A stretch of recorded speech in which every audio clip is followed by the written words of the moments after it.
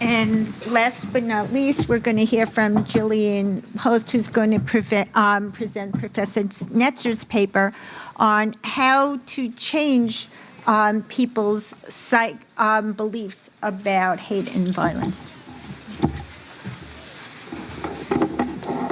Thanks. Good afternoon.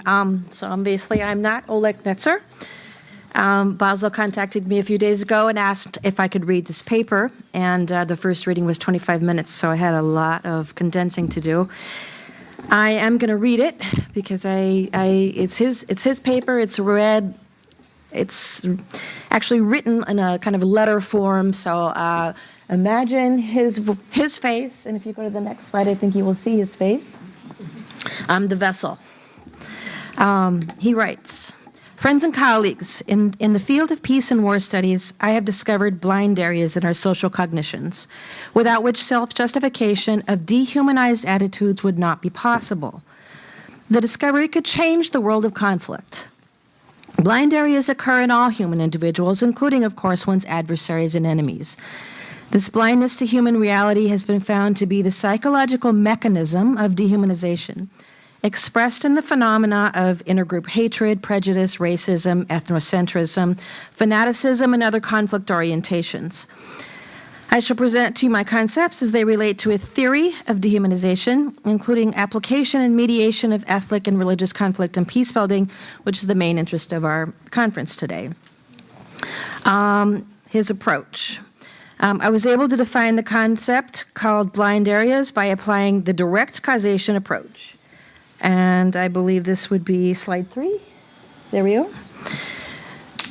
In contrast to the predominant multiple causation approach, the direct causation approach is the approach of any natural science. What would be the chances of survival for people infected with AIDS if researchers were satisfied with discovering the indirect causes, like infection through sexual contact, poor sanitation, poor nutrition, etc.? The chances of healing people depends on focusing the research on direct causes. For instance, the virus or whatever is inside the person's organism that debilitates the immune system. So why don't the social sciences take this approach to socially contagious diseases like fanaticism and racism? I feel a need to tell you, speaking of course for Dr. Netzer, how it occurred to me that the direct causation approach must be followed if we ever want to help heal these socio-political epidemics. He writes, I happen to be a Holocaust survivor, the only one of my family. That childhood experience set me on a course to oppose racism and prejudice so that such things will never happen again to anyone. However, I developed the direct causation approach many years later, as a result of a war trauma. Again, I was the only survivor in an army ambulance hit by a missile. My fellows were torn to pieces around me, on me, even in me. I realized that I wouldn't be able to get out of this trauma and live on unless I made sense of it. The real cause, real with a capital R, was the Syrian gunner on the other side who received an order to shoot, aimed well, and pulled the trigger. If he did not want to hit his target, he could have made that choice. It was a total turnaround of my earlier learned concepts about the causes of war, and I've never doubted it since. Please see and feel the direct causation approach. Go to slide 4, please. Please see and feel the difference the direct causation approach makes in responding to acts of politically motivated violence.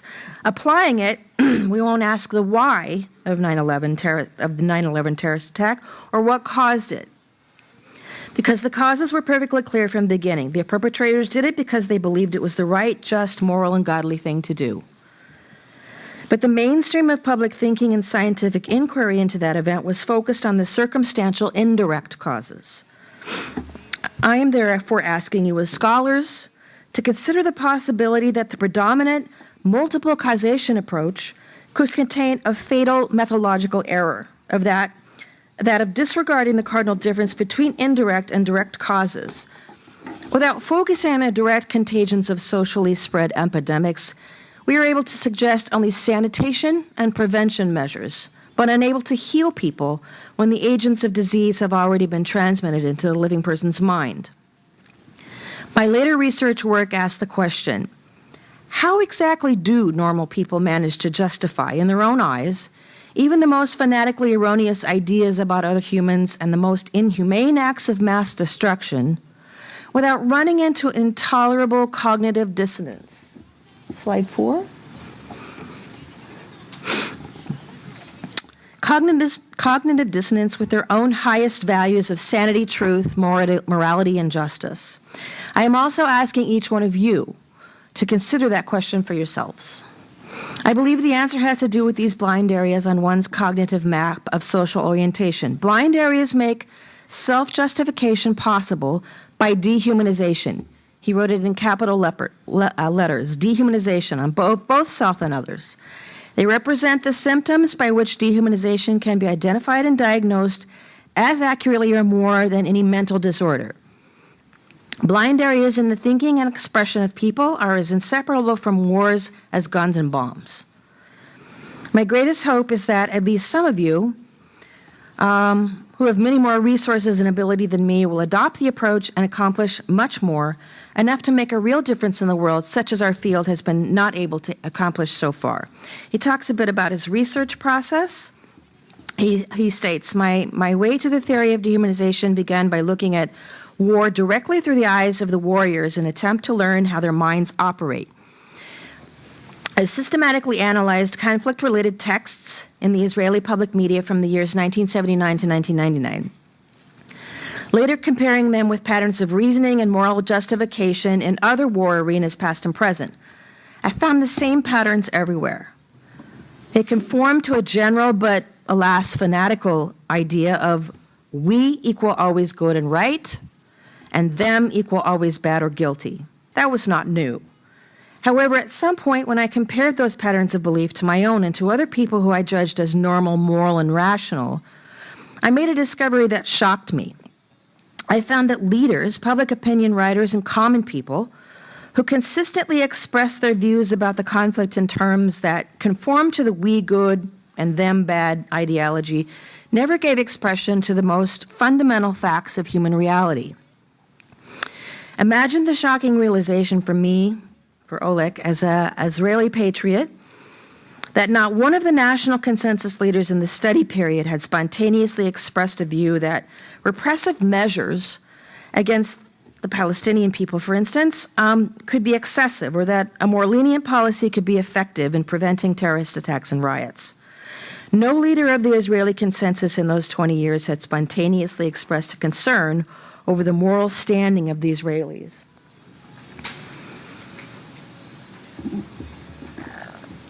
Even though they were intimately involved in living and ruling over a hostile, defenseless population. Furthermore, political and media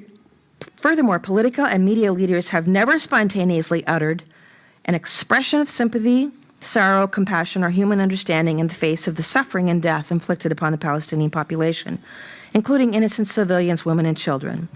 And finally, amongst the reported violations of human rights and mounting international criticism, no consensual source proposed having a state agency for protecting the human rights of the oppressed population, or even expressed understanding, let alone support, of the voluntary civil groups that assumed that role. I found that people under study were blind to see their own individuality and humanness. They were also blind to the individual humanness of the other. We've talked about that many times today. We keep using that language, dehumanization, the other. That is the way that people justify their acts. Their human qualities, their pain and suffering, even their possible good intentions. In other words, war-oriented persons are found to be dehumanized both ways. Dehumanizing themselves as if they were superhuman, and dehumanizing others as if they were subhuman. In areas other than conflict politics, fanatics are perfectly normal, moral people that have nice and loving things to say and do to people that they do not regard as their enemies. The theory of dehumanization, the definitive research question is, how could they, without clashing with their own supreme values, do such things. It was found to be connected to these blind areas in their political orientation system. Reality that does not conform to the absolute, we good, them bad, conclusion is swept under a blind area. Stimuli are automatically molded into pattern beliefs. If you go on to slide 9, I believe. Can you see the numbers? His PowerPoint, as you can see, has a lot of content, hardly any of which I could get to. So I had to really pick and choose.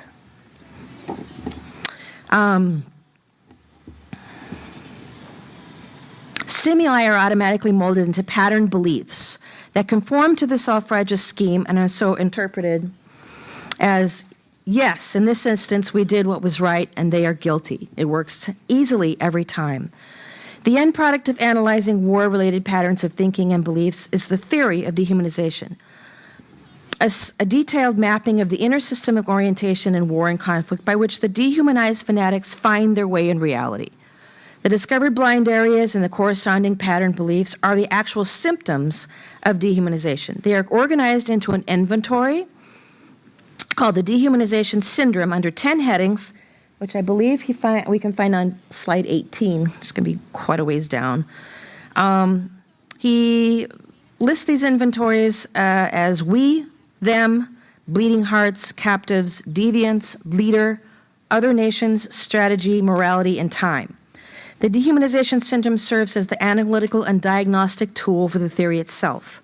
A dehumanized personality or a fanatic would be any person who, over a length of time, expresses views only in line with a pattern belief and never recognizes awareness of these blind areas. We've had a few people talk about applications for mediation, and he also has some applications for education, most of which will be found on these slides. And again, there's no specific slide that follows exactly with the paper. So if you just want to continue as I read slowly. So his suggestions for application in education and public discourse.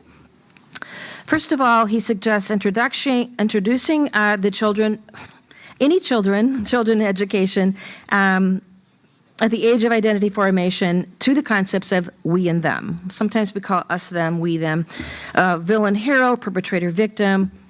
At the time that they would be old enough to learn that dehumanization has always been present, perhaps we could call it social evil, dehumanization. Learners should be alerted to the danger that as we as humans could become unfair when we judge, hate, condemn, and fight. The tool to work with would be the dehumanization syndrome headings that we just spoke of. Again, they are we, them, bleeding hearts, captives, deviants, leader, other nations, strategy, morality, and time. He suggests in teaching historical, literary, and relevant contemporary texts, an analysis with the purpose of identifying the pattern beliefs could be introduced. For example, students may be asked to identify the expressions that fit the pattern they cause our troubles, or their racist behavior, is inferior or bad because of their nature or culture. The instructor could move gradually from analyzing the texts or other cultures to one's own and to the student's own opinions and beliefs.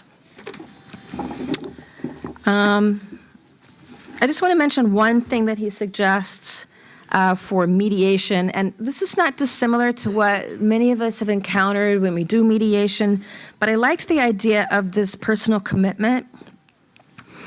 So the idea is that parties would sign this as a precondition for their facilitation or mediation to continue. The commitment could contain such phrases as, I commit myself to the belief that my enemies are human individuals, each different and unique like me. I do not deny their human rights, nor their just universal rights. I claim for myself and my people to be free, to live in peace, and be treated as equals. Or, I do not wish or intend to destroy the other party as an enemy or manipulate them into submission. I am committed to reach a resolution of the conflict that will do equal justice to their claims and of my own. And other exercises we've, again, encountered before, telling personal stories, active listening, structured experiences such as the prisoner's dilemma, leading the blind, and also exchanging personal texts to look for these pattern beliefs and blind areas. His last paragraph on the very, very last slide, if you want to go way to the end, is his theory of change or prognosis. And he asks us to ponder on these questions. If, beginning at the age of identity formation, the concept of dehumanization was integrated into the basic coordinates of people's identity and social orientation, to what extent might society be freed from prejudices and ethnic discrimination? To what extent might war be lessened as an option for resolving conflicts in a society well informed? Could this integration be used to detect the characteristic blind areas and pattern beliefs of dehumanized irrationality? Experimental evidence indicates that a significant change will occur. His last statement to you guys is, I don't have the means to demonstrate it to you now. Take it into your own hands, try it out in your capacity as peacemakers. And he suggests that he is fully committed to respond, assist, and advise all who contact him for that purpose, and he thanks you for listening. And on the first slide, I believe, is his email address. So when we do the question and answer, I'm sorry, I will help with whatever responses I can, but if you want to email him, please feel free to do so. That would be the option I would suggest. Thank you.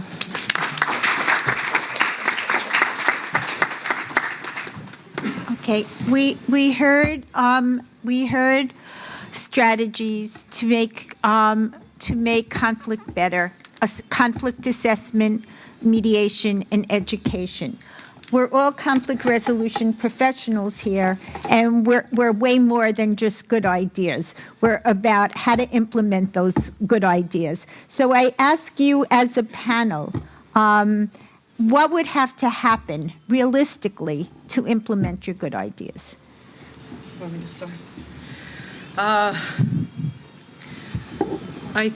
mean, the critical thing would be to do an assessment, would be to find people that were willing at the outset to begin to quietly, I think, as Basil said this morning, that we know you can't do these kinds of processes out in the open with a lot of publicity. So I think one of the challenges would be to starting in a very quiet way so as not to stir up fears that could very quickly lead to violence. So I would see that as the very first challenge. Okay, thank you. Thank you. Well, my own view is that religious violence is not an issue that should be perceived only from the criminal aspect. Religions by itself is a value-based issue. So if you look at it from the perspective of the law, again, you may not be able to address the problem. I think the government have to invest a lot, especially in Africa and the Middle East, on the education of the population there. And then, of course, they have to invest in the critical aspects of development of the people, so that the people does not get easily distracted by extremists and fundamentalists. So education is very, very important. Then investment in peace-building activities, in economic activities are very, very crucial. And then the issue should be attacked from, like the example that the professor gave, the gachacha that's worked in Rwanda. I think a lot of other countries need to borrow some of the examples, from Rwanda, from the Rwandan genocide. So at the end of the day, even those individuals that were jailed, that were in prison, if they were able to be reformed in the future, they could still contribute to the development of the society and, and the future of their individual countries.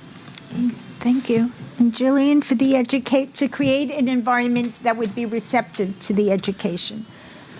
Well, I'm going to go a different route here. So one of the songs that we've talked about today is called Let There Be Peace on Earth, and it's a song I'm very familiar with. I sang it in my youth group as a child. So let there be peace on earth, let the peace begin with me. And whenever anybody asks me these questions about how can we change our education system, how can we change our society, I call myself into question. So for me, it's to model behavior and to really live that behavior. And to quote not the exact text, but the writings of Mr. Bernie Mayer, who was one of my instructors at Creighton, kind of talk the talk instead of walk the walk, talk the talk, whatever it is. I mean, it's like, how do I deal with people on a daily basis? What do I do when I find myself in a case where I could exhibit some kind of road rage? I mean, seriously, these are the things that affect us daily, and when we model that kind of behavior to people, we set a personal example. And not only that, but then when we go to teach and act and mediate, it's a living, breathing force inside of us. So that's my answer on that. Thank you. Before we conclude...